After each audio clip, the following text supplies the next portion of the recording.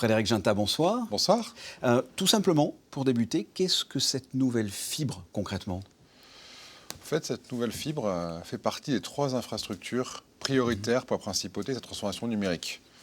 Nous avons lancé la 5G en 2019, avec quasiment 3000 abonnés aujourd'hui. Nous lançons aujourd'hui la fibre et nous aurons d'ici la fin d'année notre cloud souverain. Cette fibre, c'est vraiment une capacité de puissance numérique. Elle permettra aux particuliers et aux entreprises d'avoir des connexions plus rapides, plus stables et surtout d'avoir des réseaux non saturés.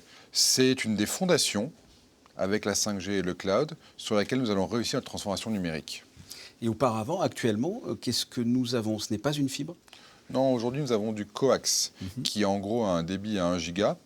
Avec la fibre, nous allons passer sur le débit à 10 gigas, donc 10 fois plus rapide. C'est la norme la plus élevée au monde. Monaco aura la fibre et le débit le plus élevé au monde. Mais plus que juste la puissance, nous allons également passer sur des technologies plus innovantes, notamment pour notre Wi-Fi, avec le Wi-Fi 6. Les Monégasques auront cette année la fibre, les connexions, le Wi-Fi de la meilleure qualité possible. Alors, on n'est pas tous férus comme ça de nouvelles technologies, on est d'accord, la fibre et la 5G, ça n'a rien à voir, c'est pas la même chose du tout. En fait, la 5G permet des réseaux mobiles sur votre téléphone. Il vous permet, en mobilité, de mieux travailler, d'avoir même plus de plaisir, plus de connectivité. La fibre, elle répond à 3 usages. Le premier, elle répond aux usages des individus, des résidents, des monégasques, à chez soi avoir une meilleure télévision, un Wi-Fi qui marche mieux, une connexion stable. Elle répond aussi à un immense besoin qu'on a vu pendant le Covid, qui est le besoin de télétravail, de visioconférence, de performance pour les entreprises. Aujourd'hui, grâce à la fibre, nos entreprises vont disposer de cette capacité, de cette puissance pour justement travailler dans un monde Covid et post-Covid. Et enfin, pour le pays, c'est un atout immense d'attractivité. Et où en est-on par rapport aux autres pays ? On est plutôt en avance, plutôt dans la normalité, où en est-on ? Alors, j'ai récemment participé à une réunion où, en plus de Monaco, 22 ministres et membres de gouvernement en charge du numérique représentaient leur pays, tout ça organisé par l'ONU. Et 2 choses très intéressantes sont ressorties.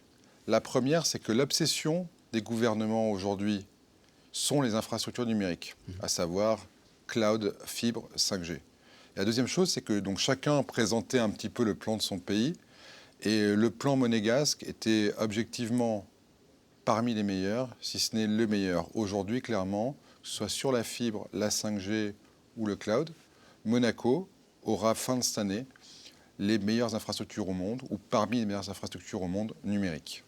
Et où en est-on là de l'installation ? C'est en cours, c'est bientôt fini, où en est-on ?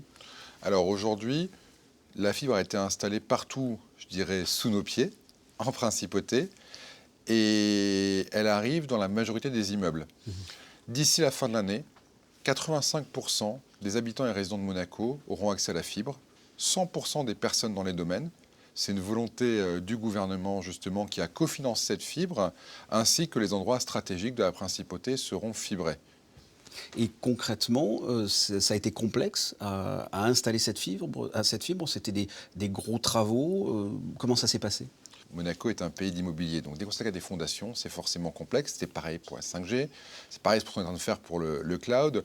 On travaille sur du câblage, on travaille sur du mapping, on travaille parfois sur des vieux bâtiments qui ne sont pas équipés pour la fibre. Donc, notamment pour les bâtiments les plus anciens, c'est extrêmement complexe de trouver le bon conduit et de donner l'accès pour les résidents et les monégasques. Ça a été complexe, ça a été géré avec talent par Monaco Télécom, que je remercie pour son travail performant et en lien avec le programme Extended Monaco. Mais aujourd'hui, nous y sommes, nous lançons la fibre et nous avançons dans le Monaco numérique, dans le Monaco d'aujourd'hui que nous souhaitons. Alors là, moi, je suis un particulier, j'ai la box de Monaco Télécom. Qu'est-ce que je dois faire ? C'est un nouvel abonnement ? Ça remplace la box ? Qu'est-ce qu'il en est de cette fibre si je veux la voir ? Alors, déjà, il faut vérifier son éligibilité. Donc, Monaco Télécom va mettre en lien un site qui vous permettra, en rentrant votre adresse, de savoir si vous êtes éligible.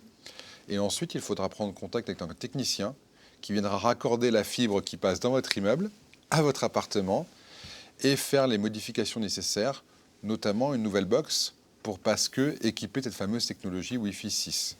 Donc la première chose à faire, c'est d'aller sur le site de Monaco Télécom, qu'on soit un particulier et à partir de juin, une entreprise. Et pour avoir donc un débit beaucoup plus rapide. 10 fois. 10 fois plus rapide. 10 fois et une connexion beaucoup plus rapide. Ce qui, en termes d'attractivité, est vraiment central. Frédéric Ginta, merci d'avoir répondu à mes questions. Merci beaucoup.